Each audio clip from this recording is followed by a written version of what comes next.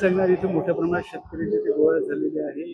गेले महिनाभर झाले मीटिंग चालू आहे की रिंग रोड वगैरे आमच्या जमिनी जातात. पुणे महानगर प्रदेश विकास प्राधिकरणाच्या माध्यमातून नेरे, सांगावडे, दारुंब्रे, गुडुंब्रे, साळुंब्रे, धामणे या 7 गावातील शेतकऱ्यांच्या जमिनीवर PMRDAच्या माध्यमातून त्या ठिकाणी नवीन TP स्कीम आणि 65 मीटरचा प्रस्तावित PMRDAचा रिंग रोड करण्याचं शासनाने त्या ठिकाणी ठरवलेलं आहे.